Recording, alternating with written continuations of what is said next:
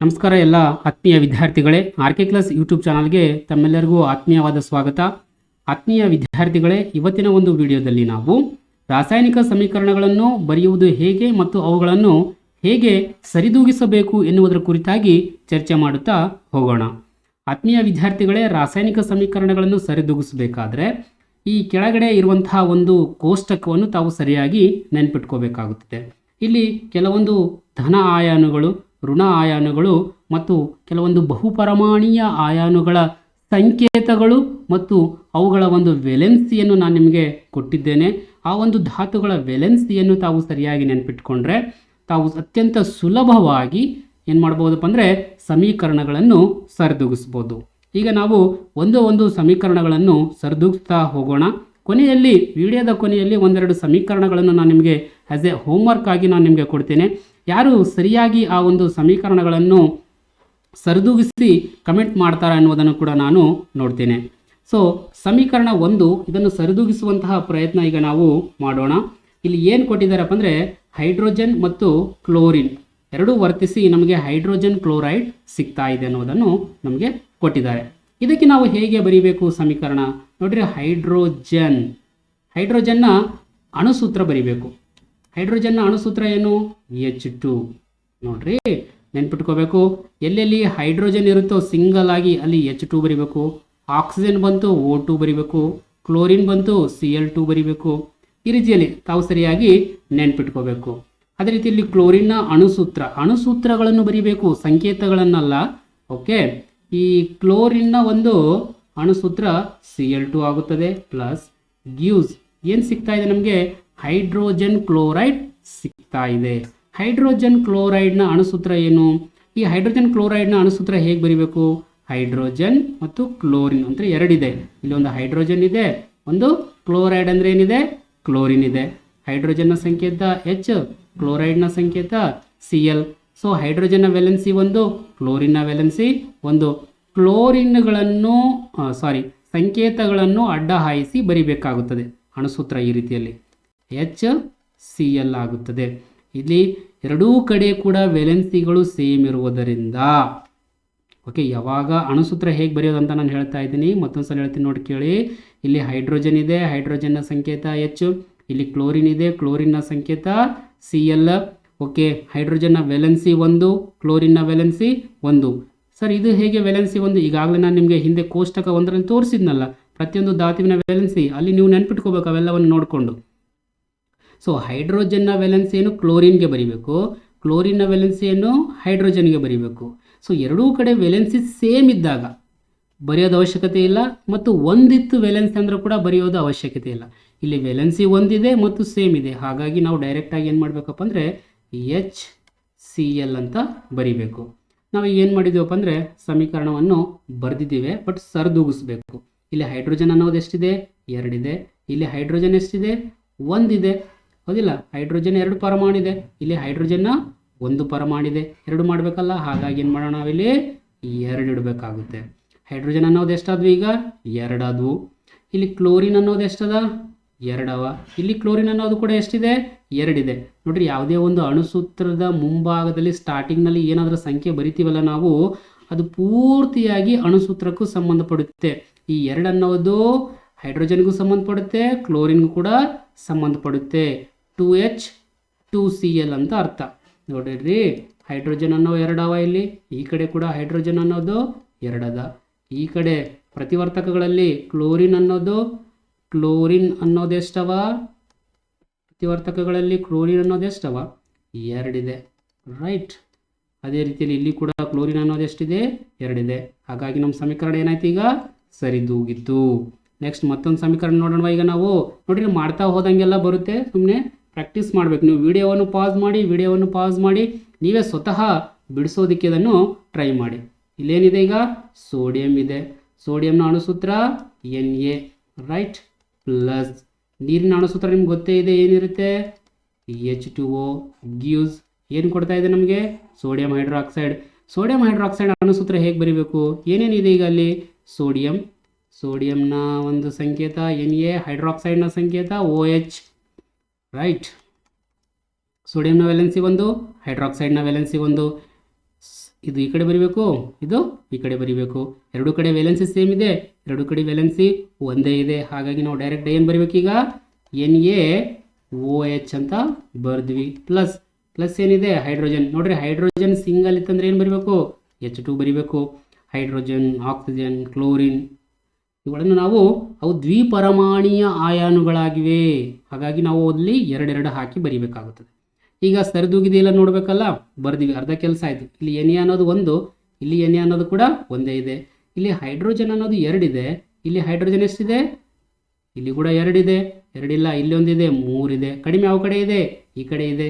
ಹಾಗಾಗಿ ಇಲ್ಲಿ ಏನು ಮಾಡೋಣ, ಎರಡಿಡೋಣ. ಎರಡಿಟ್ಟಾಗ ಹೈಡ್ರೋಜನ್ ಏನಾಗುತ್ತೆ, ಹೈಡ್ರೋಜನ್ ಎಷ್ಟಾಯ್ತು, ಇಲ್ಲಿ 4 ಆಯಿತು. ಇದನ್ನು ಗುಣಿಸ್ಬೇಕಾಗುತ್ತೆ, 2 × 2 4 ಆಯಿತು. ಈ 2 ಅನ್ನೋದು ಆಕ್ಸಿಜನ್ಗೆ ಕೂಡ ಸಂಬಂಧಪಟ್ಟಿದೆ. ಹಾಗಾಗಿ ಇಲ್ಲಿ ಆಕ್ಸಿಜನ್ ಅನ್ನೋದು ಎಷ್ಟದ, 2 ಅದ. Na ಅನ್ನೋದು ಎಷ್ಟದ, Na ಅನ್ನೋದು 1 ಅದ. ಇದಿಷ್ಟು ಪ್ರತಿವರ್ತಕಗಳಲ್ಲಿ ಈಗ ಏನಾಯಿತು, ಹೈಡ್ರೋಜನ್ 4, ಆಕ್ಸಿಜನ್ 2, Na 1. ಈ ಕಡೆ ನೋಡ್ರಿ, ಈ ಕಡೆ Na ಅನ್ನೋದು ಎಷ್ಟದ, ಈ ಕಡೆ 1 ಇದೆ. ಆಕ್ಸಿಜನ್ ಅನ್ನೋದು ಎಷ್ಟದ, ಈ ಕಡೆ 1 ಇದೆ. ಹೈಡ್ರೋಜನ್ ಅನ್ನೋದು ಎಷ್ಟದ, ಈ ಕಡೆ ಇಲ್ಲಿ 1, ಇಲ್ಲಿ 2, ಟೋಟಲ್ ಎಷ್ಟದು, 3 ಅದು. ಅಂದರೆ ಈಗ ಈ ಕಡೆ Na ಬರೋಬರಿದೆ, ಕರೆಕ್ಟ್ ಆಗಿದೆ. Na 1, Na 1. ಆಕ್ಸಿಜನ್ ಇಲ್ಲಿ 2, ಆಕ್ಸಿಜನ್ ಇಲ್ಲಿ ಕಡಿಮೆ ಇದೆ. ಹಾಗಾಗಿ ಇಲ್ಲಿ ಏನು ಮಾಡಬೇಕು, ಇಲ್ಲಿ 2 ಹಚ್ಚೋಣ, ರೈಟ್. ನೋಡಿ ಈಗ 2 Na ಅನ್ನೋದು ಎಷ್ಟಾದ್ವು, ಇಲ್ಲಿ 2 ಅದು. ಇದು 2 ಅನ್ನೋದು Na ಸಂಬಂಧಪಡುತ್ತೆ, ಆಕ್ಸಿಜನ್ಗೂ ಸಂಬಂಧಪಡುತ್ತೆ, ಹೈಡ್ರೋಜನ್ಗೂ ಕೂಡ ಸಂಬಂಧಪಡುತ್ತೆ. ಇಲ್ಲಿ ಹೈಡ್ರೋಜನ್ ಎಷ್ಟಾಯಿತು, ಈಗ ಇಲ್ಲಿ ಆಕ್ಸಿಜನ್ ಎಷ್ಟಾಯಿತು, 2 ಆಯಿತು. ಹೈಡ್ರೋಜನ್ ಎಷ್ಟಾಯಿತು, ಇದು 2 ಹೈಡ್ರೋಜನ್, ಇಲ್ಲಿ 2 ಹೈಡ್ರೋಜನ್, ಟೋಟಲ್ ಎಷ್ಟಾಯಿತು, 4 ಆಯಿತು. ಈಗ ಇಲ್ಲಿ ಕೂಡ ಹೈಡ್ರೋಜನ್ 4, ಇಲ್ಲಿ ಕೂಡ ಹೈಡ್ರೋಜನ್ 4. ಇಲ್ಲಿ ಆಕ್ಸಿಜನ್ 2, ಇಲ್ಲಿ ಆಕ್ಸಿಜನ್ 2. ಇಲ್ಲಿ ಸೋಡಿಯಂ 1 ಇದೆ, ಇಲ್ಲಿ ಸೋಡಿಯಂ 2 ಇದೆ. ಹಾಗಾಗಿ ಇಲ್ಲಿ 2 ಇಟ್ಬಿಟ್ರೆ ಮುಗಿದೋಯ್ತು. ನೋಡ್ರಿ ಈಗ ಬರೋಬರಾಯಿತು, ಎಲ್ಲ ಕಡೆ ಸೆಟ್ ಆಯಿತು. 2Na 2H2O gives 2NaOH plus H2. ನೋಡಿ ಈ ರೀತಿಯಲ್ಲಿ ಮಾಡ್ತಾ ಹೋಗಬೇಕು. ಇದನ್ನು ನಾವು ಪ್ರಯತ್ನ ಮತ್ತು ಪ್ರಮಾದ ಕಲಿಕೆ ಅಂತ ಹೇಳ್ತೀವಿ. ಈ ಸಮೀಕರಣಗಳನ್ನು ಸರಿದೂಗಿಸುವುದಕ್ಕೆ ಯಾವುದೇ ಒಂದು ಸೂತ್ರ ಇರೋದಿಲ್ಲ. ಇವುಗಳನ್ನು ನಾವು ಮಾಡ್ತಾ ಹೋಗಬೇಕಾಗುತ್ತೆ. ಅಣುಸೂತ್ರಗಳನ್ನು ಹಾಕಬೇಕು, ನಾವು ಪರಮಾಣುಗಳನ್ನು ಕೌಂಟ್ ಮಾಡಬೇಕು, ಯಾವ ಕಡೆ ಹೆಚ್ಚಿದೆ, ಯಾವ ಕಡೆ ಕಡಿಮೆ ಇದೆ. ಕಡಿಮೆ ಇದ್ದ ಕಡೆ ನಾವು ಏನಾದರೂ ಸಂಖ್ಯೆಗಳನ್ನು ಹಾಕ್ತಾ ಹೋಗಬೇಕು. ಹಾಕ್ತಾ ಹೋಗಿ ಅವುಗಳನ್ನು ನಾವು ಬಿಡಿಸ್ತಾ ಹೋಗಬೇಕಾಗುತ್ತದೆ. ಬನ್ನಿ ಈಗ ನಾವು ಮೂರನೇದು ನೋಡೋಣ. ಸಮೀಕರಣ ಸರಿದೂಗಿಸೋದಕ್ಕೆ ಏನೇನಿದೆ, ಇಲ್ಲಿ ಬೇರಿಯಂ ಕ್ಲೋರೈಡ್ ಇದೆ. ಸೊ ಬೇರಿಯಂ ಕ್ಲೋರೈಡ್, ಬೇರಿಯಂನ ವ್ಯಾಲೆನ್ಸ್ ಎಷ್ಟು, 2. ಕ್ಲೋರಿನ್ನ ವ್ಯಾಲೆನ್ಸ್ ಎಷ್ಟು, 1. ಸೊ ಹೇಗೆ ಬರಿಬೇಕೀಗ ಅದನ್ನು ನಾವು, BaCl2. ಬೇರಿಯಂ ವ್ಯಾಲೆನ್ಸಿ ಕ್ಲೋರಿನ್ಗೆ ಬರಿಬೇಕು, ಕ್ಲೋರಿನ್ ವ್ಯಾಲೆನ್ಸಿ ಬೇರಿಯಂಗೆ ಬರಿಬೇಕು. ಕ್ಲೋರಿನ್ನ ವ್ಯಾಲೆನ್ಸಿ 1 ಇದೆ, ಬರೆಯೋ ಅವಶ್ಯಕತೆ ಇಲ್ಲ. 1 ಇದ್ದಾಗ ಬರೆಯೋಂಗಿಲ್ಲ ನಾವು. ಬೇರಿಯಂ ಕ್ಲೋರೈಡ್ ಅಂದರೆ ಏನಾಯ್ತು, ಈಗ ಅದನ್ನು BaCl2 ಆಯಿತು. ಇದು ಬರ್ತೀವಿ. ನೆಕ್ಸ್ಟ್ ಏನಿದೆ, ಅಲ್ಯೂಮಿನಿಯಂ ಸಲ್ಫೇಟ್ ಇದೆ, ರೈಟ್. ಅಲ್ಯೂಮಿನಿಯಂನ ವ್ಯಾಲೆನ್ಸಿ 3. ಹೌದು, ಬೇಕಿದ್ರೆ ನಿಮ್ಗೆ ಡೌಟ್ ಇದ್ದರೆ ಆ ಕೋಷ್ಟಕ ಹೋಗಿ ನೋಡಿಕೊಳ್ಳಿ ಮತ್ತೊಂದು ಸಲ. ಫಸ್ಟ್ ಕೋಷ್ಟಕ ತುಂಬ ಇಂಪಾರ್ಟೆಂಟ್ ಇದೆ. ಸ್ಟಾರ್ಟಿಂಗ್ನಲ್ಲಿ ಏನು ತೋರಿಸಿದ್ನಲ್ಲ ಆ ಕೋಷ್ಟಕ ತುಂಬ ಇಂಪಾರ್ಟೆಂಟ್. ಆ ಕೋಷ್ಟಕದಲ್ಲಿ ವ್ಯಾಲೆನ್ಸಿಗಳು, ಸಂಕೇತಗಳು ಎಲ್ಲ ಇವೆ. ಅದು ನೆನಪಿದ್ರೆ ಈ ಮುಂದಿನ ಕೆಲಸ ಈಸಿ ಆಗುತ್ತೆ. SO4 ವ್ಯಾಲೆನ್ಸಿ ಎಷ್ಟು, 2. ಸೊ ಈ ಸಲ್ಫೇಟ್ನ ವ್ಯಾಲೆನ್ಸಿ ಅಲ್ಯೂಮಿನಿಯಂಗೆ ಬರೀಬೇಕು, ಅಲ್ಯೂಮಿನಿಯಂ ವ್ಯಾಲೆನ್ಸಿ ಸಲ್ಫೇಟಿಗೆ ಬರೀಬೇಕು. ಹೇಗೆ ಬರೀಬೇಕು, ಇಲ್ಲಿ ಡೌಟ್ ಬಂದಿರ್ಬೋದು. ಬರೆಯೋದು ಹೇಗೆ ಹಾಗಾದರೆ ಇಲ್ಲಿ, ಸೊ Al2SO4 3 ಹೀಗೆ ಬರಿಬೇಕಾ, ತಪ್ಪಾಗುತ್ತೆ. ಹೀಗೆ ಬರೆದಾಗ ಏನಾಗುತ್ತೆ, ಇದು 43 ಆಗುತ್ತೆ, ತಪ್ಪಾಗುತ್ತೆ. ಈ 3 ಅನ್ನೋದು ಇದಿಷ್ಟು SO4ಗೆ ಸಂಬಂಧಪಡುತ್ತೆ. ಹಾಗಾಗಿ ಈ SO4 ಅನ್ನು ಬ್ರ್ಯಾಕೆಟ್ನಲ್ಲಿ ಬರೆದು ಅದಕ್ಕೆ 3 ಹಾಕಬೇಕಾಗುತ್ತೆ. ಓಕೆ, Al2 ಬ್ರ್ಯಾಕೆಟ್ ಒಳಗಡೆ SO4 ಬರೆದು ಹೊರಭಾಗದಲ್ಲಿ 3 ಬರಿಬೇಕಾಗುತ್ತೆ. ಓಕೆ, 3 ಆದಲ್ಲ ವ್ಯಾಲೆನ್ಸಿ 3. ಓಕೆ, ಈ ರೀತಿಯಲ್ಲಿ ಈಗ ನಾವೇನು ಮಾಡಬೇಕು, Al2 ಬ್ರ್ಯಾಕೆಟ್ ಒಳಗಡೆ SO4 3 ಗಿವ್ಸ್. ನೋಡ್ರಿ ಈ 3 ಅನ್ನೋದು ಒಂದು ಬ್ರ್ಯಾಕೆಟ್ನಲ್ಲಿ ಇರುವಂತಹ ಎಲ್ಲ ಪರಮಾಣುಗಳಿಗೂ ಸಂಬಂಧಪಡುತ್ತದೆ. ಈ 3 ಅನ್ನೋದು ಓಗ್ನೂ ಸಂಬಂಧಪಡುತ್ತೆ, ಈ 3 ಅನ್ನೋದು ಎಸ್ಗೂ ಕೂಡ ಸಂಬಂಧಪಡುತ್ತೆ. ಇಲ್ಲಿ ಸಲ್ಫರ್ನ ಎಷ್ಟು ಪರಮಾಣುಗಳಿವೆ, ಇಲ್ಲಿ ಏನಿಲ್ಲ ಅಂದರೆ 1 × 3 3. ಆಕ್ಸಿಜನ್ನ ಪರಮಾಣುಗಳು ಎಷ್ಟಿವೆ, ಇಲ್ಲಿ ಏನಿದೆ 4 ಇದೆ, 3 4 × 3 ಎಷ್ಟಾಯಿತು, 12 ಪರಮಾಣುಗಳಿವೆ. ಸಲ್ಫರ್ದು 1 ಪರಮಾಣು, ಆಮ್ಲಜನಕದ್ದು 12 ಪರಮಾಣುಗಳಿವೆ. Next barium sulphate. ಉತ್ಪನ್ನಗಳು ಬರೀಬೇಕಲ್ಲ, ಬೇರಿಯಂ ಸಲ್ಫೇಟ್ ಬರೆಯೋಣವಾ. ಬೇರಿಯಂನ ವೇಲೆನ್ಸಿ ಎಷ್ಟು? 2. ಸಲ್ಫೇಟ್ನ ವೇಲೆನ್ಸಿ ಎಷ್ಟು? 2. ಎರಡೂ ಕಡೆ ವೇಲೆನ್ಸಿಗಳು ಸೇಮ್ ಇದ್ದಾಗ ನಾವು ಬರೆಯೋದು ಅವಶ್ಯಕತೆ ಇಲ್ಲ, ಏನು ಬರಿಬಾರ್ದು, ಹಾಗೆ ನೇರವಾಗಿ ಬರೀಬೇಕು. ನೆಕ್ಸ್ಟ್ ಪ್ಲಸ್ ಮತ್ತೇನಿದೆ? Aluminium chloride. ಅಲ್ಯೂಮಿನಿಯಂನ ವೇಲೆನ್ಸಿ 3, ಕ್ಲೋರೈಡ್ನ ವೇಲೆನ್ಸಿ 1. ಹಾಗಾಗಿ ಅಲ್ಯೂಮಿನಿಯಂ ವೇಲೆನ್ಸಿ ಕ್ಲೋರಿನ್ಗೆ, ಕ್ಲೋರಿನ್ ವೇಲೆನ್ಸಿ ಅಲ್ಯೂಮಿನಿಯಂಗೆ. ಹಾಗಾಗಿ ಇಲ್ಲಿ ಏನಾಗುತ್ತೆ? AlCl3 ಬರ್ದಿವಿ ನಾವು, ರೈಟ್.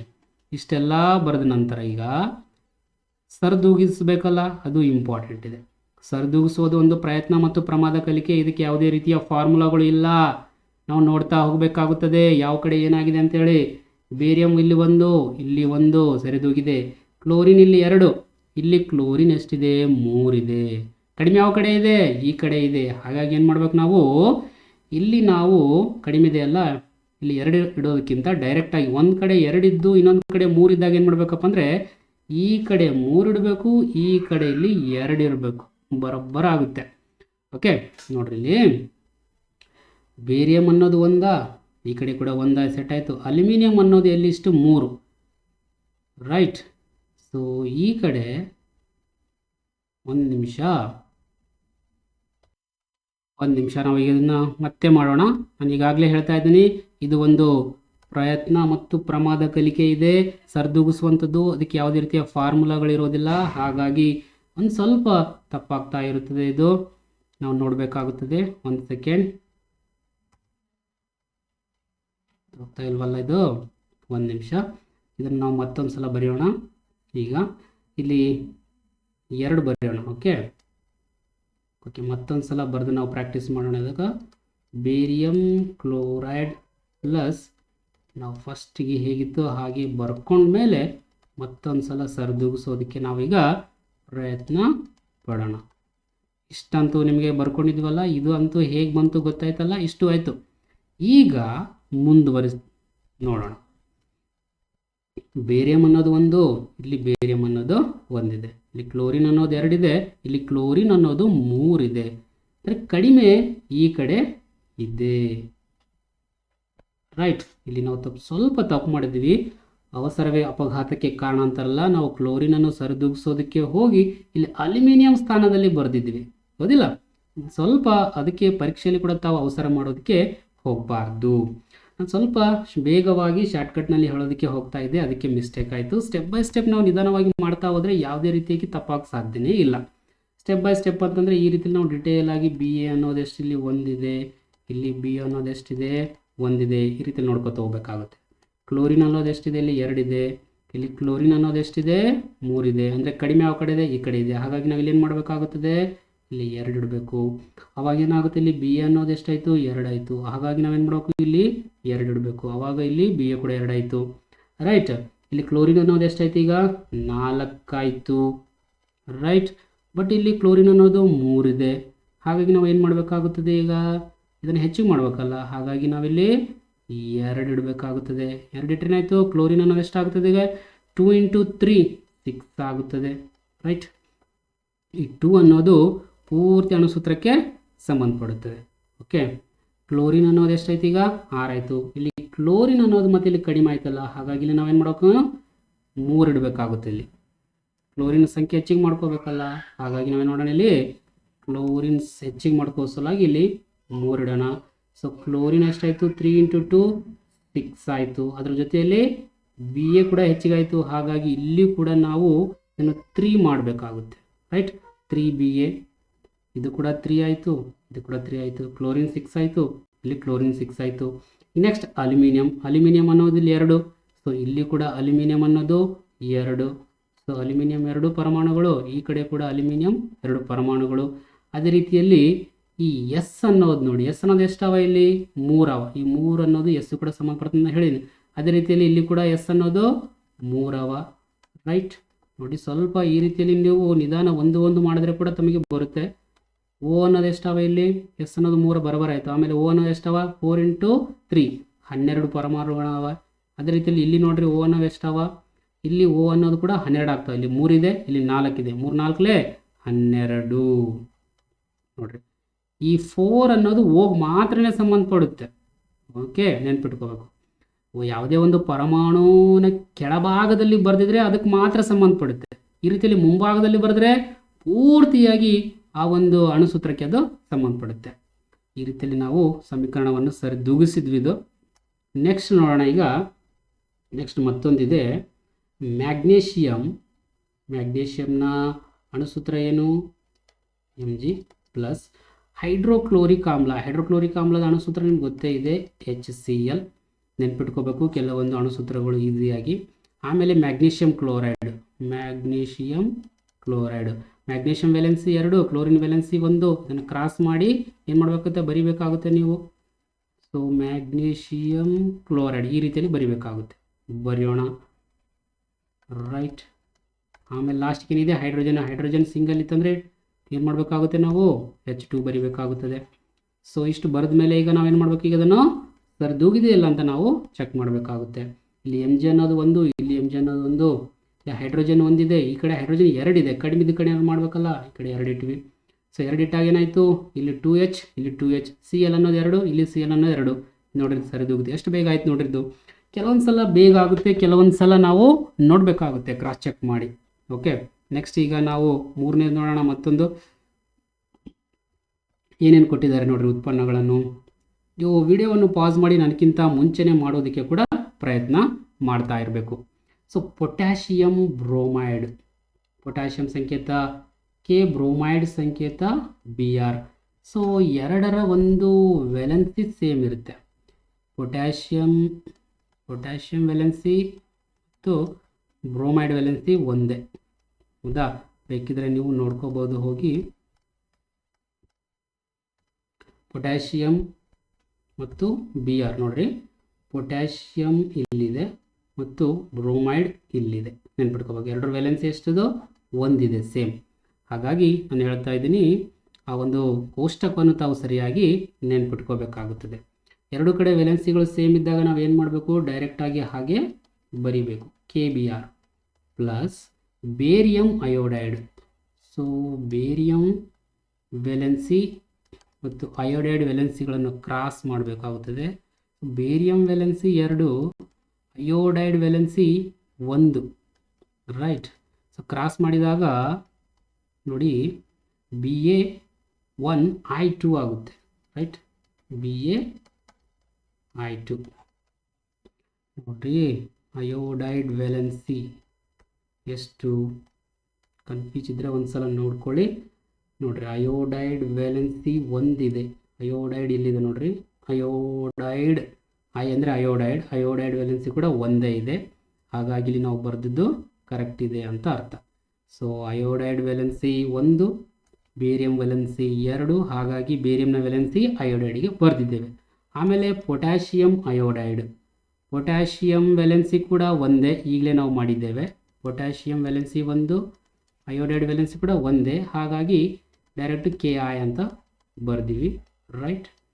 ಆಮೇಲೆ barium bromide, barium valency 2, bromide valency 1, ಹಾಗಾಗಿ ಕ್ರಾಸ್ ಮಾಡಿ ಬರೆದ್ರೆ ಏನಾಗುತ್ತೆ? Br2 ಆಗುತ್ತೆ. ಸೊ ಇಷ್ಟು ಬರ್ದಿವಿ. ಬರೆದ ಮೇಲೆ ಈಗ ಏನು ಮಾಡಬೇಕಾಗುತ್ತೆ? ನಾವು ಇದನ್ನು ಸರಿದೂಗಿಸ್ಬೇಕಾಗುತ್ತೆ. ಸರಿದೂಗಿಸೋದು ನಾವು ಪ್ರಾಕ್ಟೀಸ್ ನೋಡೋಣ, ಟ್ರೈ ಮಾಡೋಣ. ಸೊ K ಅನ್ನೋದು ಎಷ್ಟಿಲ್ಲಿ? 1 ಇದೆ, ಇಲ್ಲಿ ಕೂಡ K ಅನ್ನೋದು 1 ಇದೆ. Br ಅನ್ನೋದು ಇಲ್ಲಿ 1 ಇದೆ, ಬಟ್ Br ಅನ್ನೋದು ಇಲ್ಲಿ 2 ಇದೆ. ಹಾಗಾಗಿ ನಾವು ಕಡಿಮೆ ಯಾವ ಕಡೆ ಇದೆ? ಈ ಕಡೆ ಇದೆ, ಹಾಗಾಗಿ 2 ಬರ್ದಿವಿ.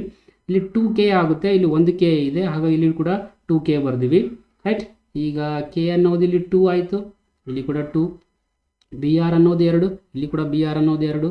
ಅಂದರೆ K ಸರಿದೂಗಿತ್ತು, Br ಸರಿದೂಗಿತ್ತು, K ಸರಿದೂಗಿತ್ತು, Br ಸರಿದೂಗಿತ್ತು. ಆಮೇಲೆ Ba ಅನ್ನೋದು ಇಲ್ಲಿ 1, ಇಲ್ಲಿ ಕೂಡ Ba ಅನ್ನೋದು 1. ಇಲ್ಲಿ ಅಯೋಡಿನ್ 2 ಪರಮಾಣುಗಳು, ಇಲ್ಲಿ ಕೂಡ ಅಯೋಡಿನ್ 2.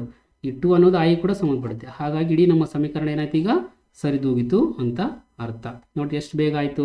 ಈ ರೀತಿಯಲ್ಲಿ ಮಾಡ್ತಾ ಹೋಗಬೇಕು. ನೀವು ವಿಡಿಯೋವನ್ನು ಪಾಸ್ ಮಾಡಿ ಇದನ್ನು ಕೂಡ ನೀವು ಮಾಡಿ ಕಂಪೇರ್ ಮಾಡಿರಿ. ಸತುವಿನ ಕಾರ್ಬನೇಟ್, ಓಕೆ, ಅದಕ್ಕಿಂತ ಮುಂಚೆ ಕೂಡ ನೀವು ಮಾಡ್ಬೋದು ಬೇಗ. ಸತ್ತು ಅಂದರೆ Zn, ಕಾರ್ಬೋನೇಟ್ ಅಂದರೆ CO3. ಓಕೆ, ಸತುವಿನ ವೆಲೆನ್ಸಿ ಕೂಡ 2, ಕಾರ್ಬೋನೇಟ್ ವೆಲೆನ್ಸಿ ಕೂಡ 2. ಹಾಗಾಗಿ ಇದನ್ನು ನಾವು ಏನಂತ ಬರಿತೀವಿ? ಎರಡು ಕಡೆ ಸೇಮ್ ಇರೋದರಿಂದ ZnCO3 ಅಂತ ಬರಿತೀವಿ. ಸೊ ವಿಭಜನೆ ಕ್ರಿಯೆ ಇದೆ. ಪ್ರತಿವರ್ತಕ ಒಂದೇ, ಉತ್ಪನ್ನಗಳು ಎರಡಿದೆ. ಇನ್ನು ಸತುವಿನ oxide ZN oxide O, ZN valency ಕೂಡ 2, ಆಕ್ಸಿಜನ್ ವೇಲೆನ್ಸಿ ಕೂಡ 2, ಹಾಗಾಗಿ ನಾವು ZnO ಅಂತಲೇ ಬರೆಯೋಣ. ಕಾರ್ಬನ್ ಡೈಆಕ್ಸೈಡ್ ಅಂತ ನಿಮ್ಗೆ ಗೊತ್ತೇ ಇದೆ, CO2. ಸರಿದೂಗಿದೆಯಲ್ಲ ಚೆಕ್ ಮಾಡ್ಕೋಬೇಕಲ್ಲ. ಈಗ ನಾವು ಇಷ್ಟು ಬರೆದದ್ದು ಅರ್ಧ ಕೆಲಸ ಆಯಿತು. ನೆಕ್ಸ್ಟ್ ಇಲ್ಲಿ ZN1, ಇಲ್ಲಿ ZnO1, ಇಲ್ಲಿ ಕಾರ್ಬನ್ ಒಂದಿದೆ, ಇಲ್ಲಿ ಕೂಡ ಕಾರ್ಬನ್ ಒಂದಿದೆ, ಇಲ್ಲಿ ಆಕ್ಸಿಜನ್ 3 ಇದೆ, ಇಲ್ಲಿ ಕೂಡ ಆಕ್ಸಿಜನ್ 3 ಇದೆ. ನೋಡ್ರಿ, ಇಲ್ಲಿ 1, ಇಲ್ಲಿ 2, ಟೋಟಲ್ 3 ಆಯಿತು. ZN ಸರಿದೂಗಿತು, ಕಾರ್ಬನ್ ಸರಿದೂಗಿತು, ಆಕ್ಸಿಜನ್ ಕೂಡ ಸರಿದೂಗಿದೆ. ಹಾಗಾಗಿ ಒಟ್ಟಾರೆಯಾಗಿ ನಮ್ಮ ಸಮೀಕರಣ ಏನಾಯಿತು, ಸರಿದೂಗಿದೆ ಅಂಥೇಳಿ ನಾವು ಹೇಳ್ಬೋದು. ನೆಕ್ಸ್ಟ್ ಈಗ ನಾವು ಮತ್ತೊಂದು ಸಮೀಕರಣವನ್ನು ನಾವು ನೋಡೋಣ. ನೋಡಿ ಎಷ್ಟು ಬೇಗ ಆಗ್ತಾ ಇದೆ ನೋಡ್ರಿ. ನಾವು ಮಾಡ್ತಾ ಹೋದಂಗೆಲ್ಲ ಎಲ್ಲ ಕೆಲಸಗಳು ಬೇಗ ಆಗುತ್ತದೆ. ನೆಕ್ಸ್ಟ್ ಏನು ಕೊಟ್ಟಿದ್ದಾರೆ ಇಲ್ಲಿ, ಬೇರಿಯಂ ಕ್ಲೋರೈಡ್. ಒಂದೇನಿದೆ, ಬೇರಿಯಂ ಇದೆ, ರೈಟ್. ಮತ್ತೊಂದು ಏನಿದೆ, ಕ್ಲೋರೈಡ್. ಅಂದರೆ ಬೇರಿಯಂ ವೇಲೆನ್ಸಿ 2 ನಿಮ್ಗೆ ಗೊತ್ತಿರ್ಬೋದು. ಬೇರಿಯಂ ವೇಲೆನ್ಸಿ 2 ಇರೋದ್ರಿಂದ BaCl2 ಅಂತ ಬರಿತೀವಿ ನಾವು. ಅದೇ ರೀತಿಯಲ್ಲಿ ಪೊಟ್ಯಾಷಿಯಂನ ವೇಲೆನ್ಸಿ 1, ಸಲ್ಫೇಟ್ನ ವೇಲೆನ್ಸಿ 2, ಹಾಗಾಗಿ ಈ 2 ಇಲ್ಲಿ ಬರಿಬೇಕು. ಓಕೆ, K2SO4 ಆಯಿತು. ನೆಕ್ಸ್ಟ್ ಗಿವ್ಸ್ ಈ barium sulphate. Barium valency 2, sulphate valency 2, ಎರಡೂ ಕಡೆ ವೇಲೆನ್ಸಿ ಸೇಮ್ ಇರೋದ್ರಿಂದ ಬರೀಬಾರ್ದು, ಡೈರೆಕ್ಟ್ ಹಾಗೆ ಬರೀಬೇಕು. ಪ್ಲಸ್ ಪೊಟ್ಯಾಷಿಯಂ ಕ್ಲೋರೈಡ್, ಎರಡೂ ವೇಲೆನ್ಸಿ ಸೇಮ್, ಹಾಗಾಗಿ KCl ಅಂತ ಡೈರೆಕ್ಟ್ ಬರ್ತೀವಿ. ಈಗ ಸರಿದೂಗಿಸ್ದ ಎಲ್ಲ ಚೆಕ್ ಮಾಡ್ಕೋಬೇಕಲ್ಲ. ಇಲ್ಲಿ ಬೇರಿಯಂ 1, ಇಲ್ಲಿ ಬೇರಿಯಂ 1, ಇಲ್ಲಿ ಕ್ಲೋರಿನ್ 2, ಇಲ್ಲಿ ಕ್ಲೋರಿನ್ 1 ಇದೆ ನೋಡ್ರಿ, ಕಡಿಮೆದ ಕಡೆ 2 ಹಚ್ಚಿದ್ವಿ. Okay, right. ನೆಕ್ಸ್ಟ್ ಇಲ್ಲಿ ಪೊಟ್ಯಾಷಿಯಂ 2, ಇಲ್ಲಿ ಕೂಡ ಪೊಟ್ಯಾಷಿಯಂ 2, ಇಲ್ಲಿ S1, ಇಲ್ಲಿ S1, O4 ನೋಡಿ ಸರಿದೂಗಿತು. ನೆಕ್ಸ್ಟ್ ನೋಡೋಣ. ಇನ್ನು ಅಲ್ಯೂಮಿನಿಯಂ ಇದೆ. ಅಲ್ಯೂಮಿನಿಯಂನ ವೇಲೆನ್ಸಿ ನೋಡ್ರಿ, ಡೈರೆಕ್ಟ್ ಅಲ್ಯೂಮಿನಿಯಂ ಅಷ್ಟೇ ಇದೆ, ಹಾಗಾಗಿ ಡೈರೆಕ್ಟ್ Al ಅಂತ ಬರ್ದ್ವಿ. ನೆಕ್ಸ್ಟ್ ತಾಮ್ರದ ಕ್ಲೋರೈಡ್. ತಾಮ್ರದ ಕ್ಲೋರೈಡ್ ಅಂದರೆ CuCl. So copper valency 2, chlorine valency 1, ಹಾಗಾಗಿ ಕಾಪರ್ನ ವೇಲೆನ್ಸಿ ಕ್ಲೋರಿನ್ಗೆ ಬರಿತೀವಿ. CuCl2 gives aluminium chloride. Aluminium valency ಎಷ್ಟು, 3, ಕ್ಲೋರಿನ್ ವೇಲೆನ್ಸಿ ಎಷ್ಟು, 1. ಸೊ ಈ 3 ಇಲ್ಲಿ ಬರೀಬೇಕು, ಈ 1 ಇಲ್ಲಿ ಬರೀಬೇಕು. ಸೊ ಒಂದಿದ್ರೆ ಬರೆಯೋದು ಅವಶ್ಯಕತೆ ಇಲ್ಲ, ಈಗ ಹೇಳಿ ನಾನು. Next copper. ತಾಮ್ರಕ್ಕೆ ಸಂಕೇತ ನಿಮ್ಗೆ ಗೊತ್ತಿದೆ, ಕಾಪರ್ ಹಾಕಬೇಕು. ಸರಿದೂಗಿದ್ದೆಲ್ಲ ಚೆಕ್ ಮಾಡ್ಕೋಬೇಕಲ್ಲ. Al ಇಲ್ಲಿ 1, ಇಲ್ಲಿ Al 1, ಇಲ್ಲಿ ಕಾಪರ್ 1, ಇಲ್ಲಿ ಕಾಪರ್ 1, ಇಲ್ಲಿ ಕ್ಲೋರಿನ್ 2, ಇಲ್ಲಿ ಕ್ಲೋರಿನ್ 3 ಇದೆ. ಕಡಿಮೆ ಯಾವ ಕಡೆ ಇದೆ, ಈ ಕಡೆ ಇದೆ. ಹಾಗಾಗಿ ಏನು ಮಾಡೋಣ, ನಾವಿಲ್ಲಿ 2 ಬರೆಯೋಣ. 2 ಬರೆದ್ರೆ ಏನಾಯಿತು, ಕ್ಲೋರಿನ್ 4 ಆಯಿತು. ಸೊ ಇಲ್ಲಿ ಕಡಿಮೆ ಆಯಿತು. ಇಲ್ಲಿ ಏನು ಮಾಡೋಣ, 2 ಬರೆಯೋಣ. ಇಲ್ಲಿ ಕ್ಲೋರಿನ್ ಎಷ್ಟಾಗ್ತವ, ಈಗ 3 ಆಗ್ತವೆ, 6 ಆಗ್ತವೆ. 2 × 3 6 ಕ್ಲೋರಿನ್ ಆಗ್ತವೆ. ಹಾಗಾಗಿ ಇಲ್ಲಿ ಕೂಡ 3 ಬರೆಯೋಣ. ಇಲ್ಲಿ 2 2Al ಆಯಿತು. ಓಕೆ, ಇಷ್ಟು ಬರೆದ್ರೆ ಈಗ ಕರೆಕ್ಟ್ ಆಗುತ್ತೆ ನೋಡ್ರಿ ನಮ್ಮ ಸಮೀಕರಣ. ನೋಡ್ರಿ ಒಂದ್ಸಲ Al ಅನ್ನೋದು ಎಷ್ಟಾಯಿತು, 2. ಇಲ್ಲಿ ಕೂಡ ಅಲ್ಯೂಮಿನಿಯಂ ಪರಮಾಣುಗಳ ಸಂಖ್ಯೆ 2. ನೆಕ್ಸ್ಟು ಕಾಪರ್ ಎಷ್ಟಿದೆ, 3. ಇಲ್ಲಿ ಕಾಪರ್ 3 ಬರಬೇಕಲ್ಲ, S3Cu. ಇಲ್ಲಿ ಕೂಡ 3 ಬರಬೇಕಾಗುತ್ತದೆ ನಾವು. ಕಾಪರ್ ಎಷ್ಟಾಯಿತು, ಇಲ್ಲಿ 3 ಪರಮಾಣುಗಳು. ಆಮೇಲೆ ಕ್ಲೋರಿನ್ ಎಷ್ಟಾಯಿತು, 3 × 2 ಮಾಡಬೇಕಲ್ಲ, 3 2 6. ಸೊ ಇಲ್ಲಿ ಕೂಡ ಕ್ಲೋರಿನ್ ಎಷ್ಟಾಯಿತು, 2 × 3, 2 3 6. ನೋಡಿರಿ, ಎಲ್ಲವೂ ಕೂಡ ಸರಿದೂಗಿದೆ. ಈ ರೀತಿಯಲ್ಲಿ ನಾವು ಸಮೀಕರಣಗಳನ್ನು ಸರಿದೂಗಿಸ್ತಾ ಹೋಗಬೇಕಾಗುತ್ತದೆ. ನೆಕ್ಸ್ಟ್ ನಾವು ಮತ್ತೊಂದು ನೋಡ್ರಿ, ಈ ರೀತಿಯಲ್ಲಿ ಕೂಡ ಕೇಳ್ಬೋದು, ತಮಗೆ ವ್ಯಾಖ್ಯೆಗಳೇ ಕೊಡ್ಬೋದು. ಅವರು ವ್ಯಾಖ್ಯೆಗಳು ಕೊಟ್ಟು ಕೂಡ ತಮಗೆ ಸಮೀಕರಣವನ್ನು ಸರಿದೂಗಿಸಿರಿ ಅಂತ ಕೇಳ್ಬೋದು. ನೋಡ್ರಿ, ಅದನ್ನು ಕೂಡ ನಾವು ಮಾಡುವಂತಹ ಪ್ರಯತ್ನ ಮಾಡೋಣ. ಓದ್ಕೋಬೇಕು ಒಂದ್ಸಲ. ಹೈಡ್ರೋಜನ್ ಸಲ್ಫೈಡ್ ಪ್ಲಸ್ ಗಾಳಿಯಲ್ಲಿ ಅಂದರೆ ಆಕ್ಸಿಜನ್ ಉರಿದು ಗಿವ್ಸ್ ಸಲ್ಫರ್ ಡೈಆಕ್ಸೈಡ್ ಉಂಟು ಮಾಡುತ್ತದೆ. ನೀರು ಮತ್ತು ಸಲ್ಫರ್ ಡೈಆಕ್ಸೈಡ್. ನೋಡಿರಿ, ಹೈಡ್ರೋಜನ್ ಸಲ್ಫೈಡ್ ಹೇಗೆ ಬರಿಬೇಕು, ಹೈಡ್ರೋಜನ್ ಅಂತಂದರೆ H, ಸಲ್ಫೈಡ್ ಅಂದರೆ S. ಹೌದಾ? Hydrogen valency 1, sulphide valency 2. So cross ಮಾಡಿ ಬರೆದ್ರೆ 2 ಇಲ್ಲಿ ಬರುತ್ತೆ, 1 ಇಲ್ಲಿ ಬರುತ್ತೆ. ಒಂದಿದ್ರೆ ಬರೆಯೋ ಅವಶ್ಯಕತೆ ಇಲ್ಲ. H2S ಬರ್ದ್ವಿ, ಹೈಡ್ರೋಜನ್ ಸಲ್ಫೈಡ್ ಬರ್ದ್ವಿ. ನೆಕ್ಸ್ಟ್ ಅನಿಲ. ಗಾಳಿಯಲ್ಲಿ ಉರಿದು, ಗಾಳಿಯಲ್ಲಿ ಅಂತಂದರೆ ಏನು, ಆಕ್ಸಿಜನ್. ನೆನ್ಪಿಟ್ಕೋಬೇಕು, ಗಾಳಿಯಲ್ಲಿ ಉರಿದು ಅಂತ ಎಲ್ಲೇ ಬಂದರೂ ಕೂಡ ಆಕ್ಸಿಜನ್ ಅದು. ನೀರಿನ ಅಣುಸೂತ್ರ ಅಂತ ಗೊತ್ತೇ ಇದೆ, H2O ಪ್ಲಸ್ ಸಲ್ಫರ್ ಡೈಆಕ್ಸೈಡ್ ಅಂತ ಗೊತ್ತೇ ಇದೆ ನಿಮಗೆ, SO2 ಬರಿಬೇಕು, SO2 ಬರಿಬೇಕು. ಏನು ಬರಿಬೇಕು? SO2 ಬರಿಬೇಕು. ಸಲ್ಫರ್ ಡೈಆಕ್ಸೈಡು, ಕಾರ್ಬನ್ ಡೈಆಕ್ಸೈಡ್ ಅಂದರೆ CO2, ಸಲ್ಫರ್ ಡೈಆಕ್ಸೈಡ್ ಅಂದರೆ SO2, ನೈಟ್ರೋಜನ್ ಡೈಆಕ್ಸೈಡ್ ಅಂದರೆ NO2. ಈ ರೀತಿಯಲ್ಲಿ. ಈಗ ಇದು ಸರಿದೂಗಿದೆ ಇಲ್ಲ ಅಂತ ನಾವು ನೋಡ್ಕೋಬೇಕಲ್ಲ. ಈ ಕಡೆ H ಅನ್ನೋದು 2, ಈ ಕಡೆ H ಅನ್ನೋದು 2, S ಅನ್ನೋದು 1, ಈ ಕಡೆ S ಅನ್ನೋದು 1. ಆಕ್ಸಿಜನ್ ಪರಮಾಣುಗಳು ಇಲ್ಲಿ 3 ಇವೆ, ಆದರೆ ಆಕ್ಸಿಜನ್ ಪರಮಾಣು ಇಲ್ಲಿ 2 ಇದೆ. ಇಲ್ಲಿ ಎಷ್ಟಿದೆ? ಇಲ್ಲಿ 1, ಇಲ್ಲಿ 2, ಟೋಟಲ್ ಎಷ್ಟಾಯಿತು? 3 ಆಯಿತು. ಕಡಿಮೆ ಯಾವ ಕಡೆ ಆಯಿತು? ಈ ಕಡೆ ಆಯಿತು. ಹಾಗಾಗಿ ಇಲ್ಲಿ ಏನು ಮಾಡೋಣ? 2 ಇಡೋಣ. ಸೊ ಇಲ್ಲಿ 2 ಇಟ್ಟಾಗ ಇಲ್ಲಿ 2 ಇಡಬೇಕಾಗುತ್ತದೆ, ಯಾಕಂದರೆ ಈ ಕಡೆ ಕಡಿಮೆ ಆಗುತ್ತೆ. ಮತ್ತು ಈ ಆಕ್ಸಿಜನ್ ಇಲ್ಲಿ 4 ಅದು, ಹೌದಿಲ್ಲ? ಈಗ ಈ ಕಡೆ ಕೂಡ ಆಕ್ಸಿಜನ್ 4 ಆಗುತ್ತೆ. ಇಲ್ಲಿ 2 ಆಕ್ಸಿಜನ್ಸ್, ಇಲ್ಲಿ 2 ಆಕ್ಸಿಜನ್ಸ್, ಎಷ್ಟದು? 4 ಆಯಿತು. ಬಟ್ ಇಲ್ಲಿ ಮತ್ತೇನಾದ್ರು ಹೆಚ್ಚಾಯ್ತಾ? ಎಸ್, ಹೈಡ್ರೋಜನ್ ಹೆಚ್ಚಾಗಿದೆಲ್ಲ, 2 × 2 ಹೈಡ್ರೋಜನ್ 4 ಆಗಿದೆಲ್ಲ, ಹಾಗಾಗಿ ಇಲ್ಲಿ 2 ಮಾಡಬೇಕಾಗುತ್ತೆ. ಈಗ ಇಲ್ಲಿ ಹೈಡ್ರೋಜನ್ 4, ಇಲ್ಲಿ ಕೂಡ ಹೈಡ್ರೋಜನ್ 4. ಈಗೆಲ್ಲ ಪೂರ್ತಿ ನಮ್ಮ ಸಮೀಕರಣ ಏನಾಯಿತು? ಸರಿದೂಗಿತು. 2H2S plus 2O2 gives 2H2O plus SO2. ಈ ರೀತಿಯಲ್ಲಿ ನಾವು ಸಮೀಕರಣಗಳನ್ನು ಸರಿದೂಗಿಸ್ತಾ ಹೋಗಬೇಕಾಗುತ್ತದೆ. ಮತ್ತೊಂದು ಇಂಪಾರ್ಟೆಂಟ್ ಆಗಿರುವಂಥ ಸಮೀಕರಣವನ್ನು ಈಗ ಸರಿದೂಗಿಸೋಣ ನಾವು. ನೋಡಿ ಎಷ್ಟು ದೊಡ್ಡದೊಂದು ಸ್ಟೇಟ್ಮೆಂಟ್ ಇದೆ, ಇದರದ ಅವಶ್ಯಕತೆ ಇಲ್ಲ. ಇಲ್ಲಿ ಸ್ಟೇಟ್ಮೆಂಟ್ ಓದ್ತಾ ಹೋಗಬೇಕು. ಬೇರಿಯಂ ಕ್ಲೋರೈಡ್ ಮತ್ತು ಅಂದರೆ ಪ್ಲಸ್ ಸೋಡಿಯಂ ಸಲ್ಫೇಟ್ ಇವೆರಡು ವರ್ತಿಸ್ತಾ ಇದೆ. ವರ್ತಿಸಿ ನಮಗೇನು ಕೊಡ್ತಾ ಇದೆ? ಗ್ಯೂಸ್ ಸೋಡಿಯಂ ಕ್ಲೋರೈಡ್ ಪ್ಲಸ್ ಮತ್ತು ಬೇರಿಯಂ ಸಲ್ಫೇಟ್ ಉಂಟು ಮಾಡ್ತಾ ಇದೆ. ಒಂದು ಬರಿತಾ ಹೋಗೋಣ. ಈಗ ಬೇರಿಯಂ ಕ್ಲೋರೈಡ್ ಸೂತ್ರ ಈಗಾಗಲೇ ನಾನು ಬರೆದು ತೋರಿಸಿದ್ದೇನೆ ನಮಗೆ ಭಾಳ ಸಲ. BaCl2 ಆಗುತ್ತದೆ. ಯಾಕಂದರೆ ಬೇರಿಯಂ ವೇಲೆನ್ಸಿ 2, ಅದು Clಗೆ ಬರಿತೀವಿ ನಾವು, ರೈಟ್? Cl ವೇಲೆನ್ಸಿ ಒಂದೇ, ಹಾಗಾಗಿ ಇಲ್ಲಿ ಏನು ಬರೆದಿಲ್ಲ. ನೆಕ್ಸ್ಟ್ ಸೋಡಿಯಂ ಸಲ್ಫೇಟ್, ಹೌದಾ? ಸೋಡಿಯಂ ಸಲ್ಫೇಟ್ ನೋಡಿ, ಸೋಡಿಯಂ ವೇಲೆನ್ಸಿ 1, ಸಲ್ಫೇಟ್ ವೇಲೆನ್ಸಿ 2, ಹಾಗಾಗಿ ಈ 2 ಇಲ್ಲಿಗೆ ಬರುತ್ತೆ. ಹಾಗಾಗಿ ಇದನ್ನು ಬರೆಯೋದು ಹೆಂಗ? ಈಗ Na2SO4 ಗ್ಯೂಸ್. ಏನು ಗ್ಯೂಸ್? ಸೋಡಿಯಂ ಕ್ಲೋರೈಡ್ ಅಪ್ಪ ಅಂದರೆ ಸೋಡಿಯಂ ಅಂದರೆ Na, ಕ್ಲೋರೈಡ್ ಅಂದರೆ Cl. N2 ವೇಲೆನ್ಸಿ 1, ಹಾಗಾಗಿ ನಾವು ಡೈರೆಕ್ಟಾಗಿ NaCl ಅಂತ ಬರಿತೀವಿ. ಪ್ಲಸ್ ಲಾಸ್ಟ್ ಏನಿದೆ ಮತ್ತೊಂದು ಉತ್ಪನ್ನ, ಅದನ್ನು ಕೂಡ ಬರೆಯೋಣ. ಈಗ ಏನಿದೆ? ಬೇರಿಯಂ ಸಲ್ಫೇಟ್ ಅಂತಂದರೆ ಬೇರಿಯಂ ಸಲ್ಫೇಟ್, ಇದ್ರ ವೇಲೆನ್ಸ್ 2, ಇದ್ರ ವೇಲೆನ್ಸ್ 2 ಸೇಮ್, ಹಾಗಾಗಿ ನಾವು ಡೈರೆಕ್ಟಾಗಿ ಬೇರಿಯಂ ಸಲ್ಫೇಟ್ ಅಂತ ಬರ್ದೀವಿ. ಈಗ ಸರಿದೂಗಿದೆಲ್ಲ ನೋಡ್ಕೋಬೇಕಲ್ಲ. ಬೇರಿಯಂ 1, ಇಲ್ಲಿ ಬೇರಿಯಂ 1, ಕ್ಲೋರಿನ್ 2, ಇಲ್ಲಿ ಕ್ಲೋರಿನ್ 1 ಇದೆ, ಹಾಗಾಗಿ ಇಲ್ಲಿ ನಾವೇನು ಮಾಡೋಣ? 2 ಇಡೋಣ. ಓಕೆ, ಈಗ ಕ್ಲೋರಿನ್ ಸರಿದೂಗಿತ್ತು. ಆಮೇಲೆ ಇಲ್ಲಿ Na2, ಸೊ ಇಲ್ಲಿ ಕೂಡ Na2, ಇಲ್ಲಿ SO4, ಇಲ್ಲಿ ಒಂದು SO4. ನೋಡ್ರಿ ಸಮೀಕರಣ ಸರಿ. ನೋಡ್ರಿ ಆ ಒಂದು ಸ್ಟೇಟ್ಮೆಂಟ್ ಓದಿದಾಗ ನಿಮ್ಗೆ ಎಷ್ಟು ದೊಡ್ಡದಂತ ಅನ್ನಿಸ್ತು, ಬಟ್ ಅದನ್ನು ಬರೆಯೋಕ್ಕೆ ಹೋದಾಗ ಎಷ್ಟು ಸಿಂಪಲ್ ಆಗಿ ಅದನ್ನು ನಾವು ಸಮೀಕರಣವನ್ನು ಸರಿದೂಗಿಸಿದ್ವಿ. ಇಲ್ಲಿ ಇಂಪಾರ್ಟೆಂಟ್ ಏನು? ಅಲ್ಲಿ ಯಾವ್ಯಾವ ಧಾತುಗಳಿವೆ ಆ ಧಾತುಗಳ ಸಂಕೇತಗಳನ್ನು ಹಾಕೋಬೇಕು. ಈ ರೀತಿಯಲ್ಲಿ ಸಂಕೇತಗಳನ್ನು ಹಾಕ್ಕೊಂಡು ಅವುಗಳ ವೆಲೆನ್ಸಿಯನ್ನು ಕೆಳಗಡೆ ಬರ್ಕೊಂಡು, ಸೊ ವೆಲೆನ್ಸಿ ಹೇಗೆ ನೆನ್ಪಿಟ್ಕೋಬೇಕು? ನಾನು ಟೇಬಲ್ 1ನಲ್ಲಿ ಕೊಟ್ಟಿದ್ದೇನೆ, ಅದನ್ನು ಓದಿ ಬರೆದಾದ್ರೂ ನೆನ್ಪಿಟ್ಕೊಳ್ಳಿ. ಓಕೆ, ಆ ವೆಲೆನ್ಸಿಗಳನ್ನು ಕ್ರಾಸ್ ಮಾಡಿ ನಾವು ಅಣುಸೂತ್ರ ಬರಿಬೇಕು. ಅರ್ಧ ಕೆಲಸ ಅಲ್ಲಿಗೆ ಮುಗೀತು.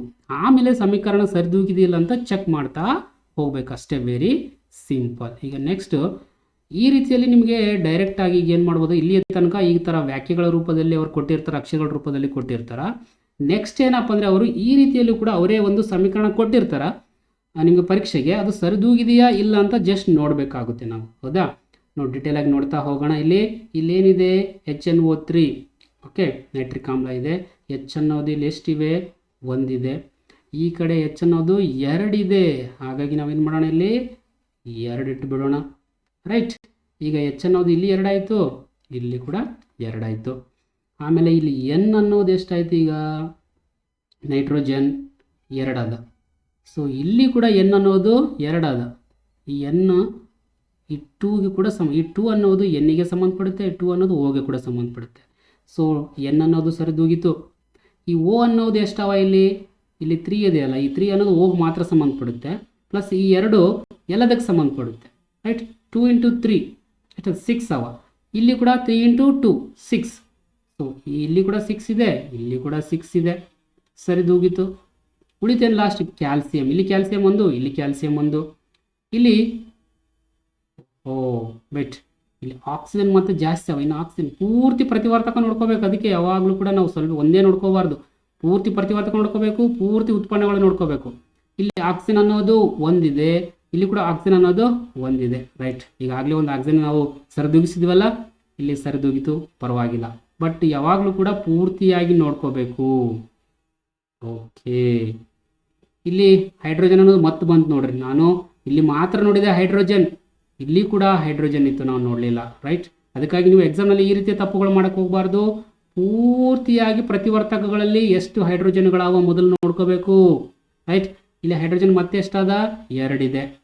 ಓಕೆ, ಈಗ ಟೋಟಲ್ ನಾವು ಮತ್ತೊಂದು ಸಲ ನೋಡೋಣ. ಸ್ವಲ್ಪ ಇಲ್ಲಿ 2 ಬರಿಬೇಕಾಗುತ್ತದೆ ನನ್ನ ಪ್ರಕಾರ, ಯಾಕಂದರೆ ಇಲ್ಲಿ 2, ಇಲ್ಲಿ 2.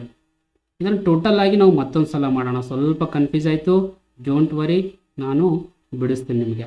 ಓಕೆ, ಫಸ್ಟ್ಲಿಂದ ಇದನ್ನು ನಾವು ಡಿಟೇಲ್ ಆಗಿ ನೋಡೋಣ, ಯಾಕೆ ಇದು ಸ್ವಲ್ಪ ಕನ್ಫ್ಯೂಸ್ ಮಾಡ್ತಾ ಇದೆ.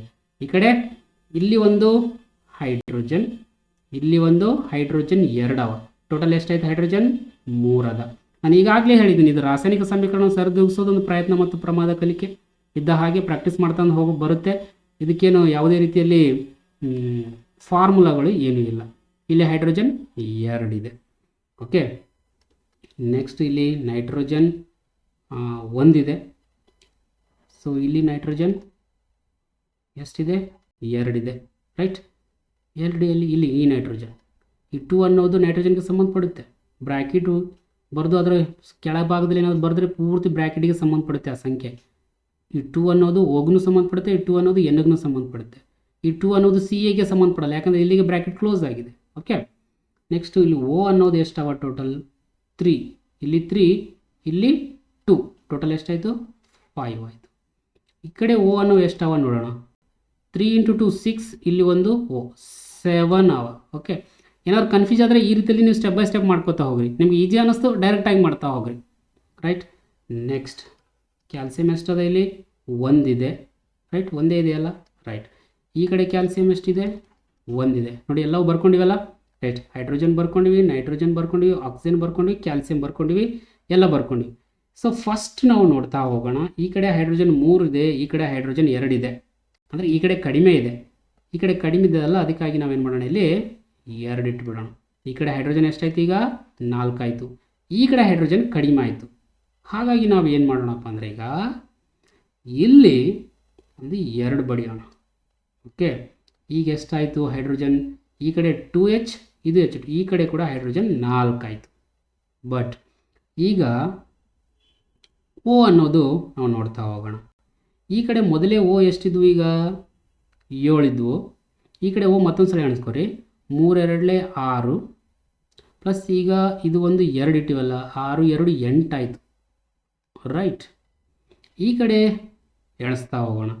2 3 6, ಈಗ 2 ಇಟ್ಟಿವಲ್ಲ, ಇಲ್ಲಿ 3 × 2 6 ಓ, ಇಲ್ಲಿ ಒಂದು 2 ಓ, 6 2 8. ಇದು ಕೂಡ ಸರಿದೂಗಿತು. ಈಗ ಆಕ್ಸಿಜನ್ ಸರಿದೂಗಿತು, ಹೈಡ್ರೋಜನ್ ಸರಿದೂಗಿತು. ಓಕೆ ಓಕೆ, ನೆಕ್ಸ್ಟ್ ನೈಟ್ರೋಜನ್ ನೋಡ್ರಿ, ಇಲ್ಲಿ 2 ಅವ, ಇಲ್ಲಿ ಕೂಡ ನೈಟ್ರೋಜನ್ ಏನವ? 2 ಅವ. ಇಲ್ಲಿ 2 ಆಯ್ತಲ್ಲ, 2 ಇಟ್ಟು ನೈಟ್ರೋಜನ್ 2 ಆಯಿತು, ಇಲ್ಲಿ ಕೂಡ ನೈಟ್ರೋಜನ್ 2, ನೈಟ್ರೋಜನ್ ಕೂಡ ಸರಿದೂಗಿತು. ಉಳಿತೇನು ಲಾಸ್ಟ್? ಕ್ಯಾಲ್ಸಿಯಂ.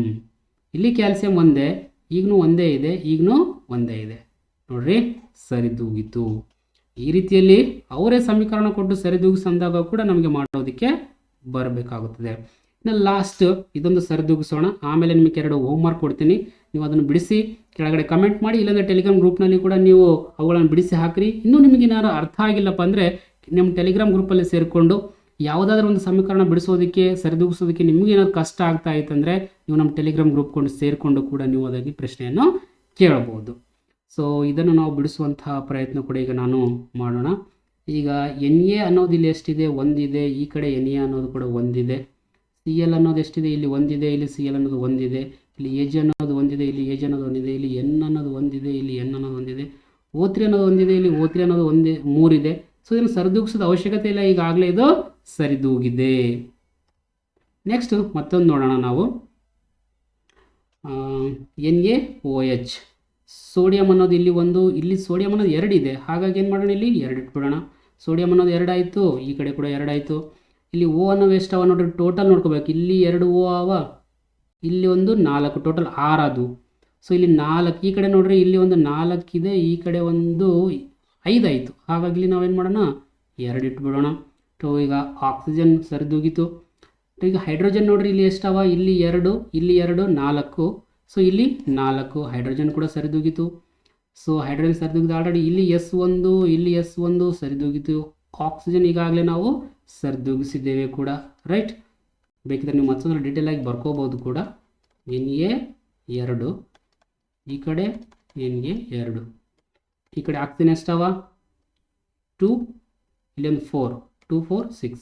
ಇಲ್ಲಿ ಆಕ್ಸಿಜನ್ ಎಷ್ಟವ, ಇಲ್ಲಿ 4, ಇಲ್ಲಿ ಒಂದು 2 6. ಈ ಕಡೆ ಮತ್ತೆ H ಹೈಡ್ರೋಜನ್ ಎಷ್ಟು, ಇಲ್ಲಿ 2 ಹೈಡ್ರೋಜನ್, ಇಲ್ಲಿ 2 ಹೈಡ್ರೋಜನ್ 4. ಸೊ ಇಲ್ಲಿ 4 ಹೈಡ್ರೋಜನ್ 4. ಸೊ ಈ ಕಡೆ ಹೈಡ್ರೋಜನ್ ಕೂಡ 4. ಆಮೇಲೆ ಉಳಿತೇನು, S ಉಳಿತು. ಇಲ್ಲಿ S1, ಈ ಕಡೆ S ಕೂಡ 1. ಸೊ ಇಡೀ ನಮ್ಮ ಸಮೀಕರಣ ಏನಾಯ್ತು, ಈಗ ಸರಿದೂಗಿತು ಅಂತ ಅರ್ಥ. ಇದನ್ನು ಕೂಡ ನಾವು ಈಗ ಸರಿದೂಗಿಸುವಂತಹ ಪ್ರಯತ್ನ ಮಾಡೋಣ. ಲಾಸ್ಟ್ ಇದೊಂದು ಮಾಡಿಬಿಡೋಣ. ಇದನ್ನು ಕೂಡ ನಾವೀಗ ಏನಿದೆ, ಬಿ ಎ ಅನ್ನೋದು ಇಲ್ಲಿ 1, ಇಲ್ಲಿ 1 ಇದೆ. ಕ್ಲೋರಿನ್ ಅನ್ನೋದು 2 ಇದೆ. ಇಲ್ಲಿ ಕ್ಲೋರಿನ್ ಅನ್ನೋದು 1 ಇದೆ. ಕಡಿಮೆ ಇದ್ದ ಕಡೆ ಯಾರು ಮಾಡಬೇಕಲ್ಲ, S2 ಹಚ್ಚಿದ್ವಿ, 2 ರೈಟ್. ಇಲ್ಲಿ H ಅನ್ನೋದು 2 ಆಯಿತು. ಇಲ್ಲಿ ಕೂಡ H ಅನ್ನೋದು 2 ಇದೆ. S ಅನ್ನೋದು 1, ಇಲ್ಲಿ ಕೂಡ S ಅನ್ನೋದು 1, O ಅನ್ನೋದು 4, ಇಲ್ಲಿ ಕೂಡ 4. ಒಂದ್ಸಲ ಬರೆಯೋಣ ಕನ್ಫ್ಯೂಸ್ ಆಗ್ತಾ ಇದ್ದರೆ. ಬಿ ಎ ಅನ್ನೋದು 1, ಈ ಕಡೆ ಬಿ ಎ ಅನ್ನೋದು 1, ಇನ್ನು CL ಅನ್ನೋದು ಈ ಕಡೆ 2, ಈ ಕಡೆ CL ಅನ್ನೋದು 2, ರೈಟ್.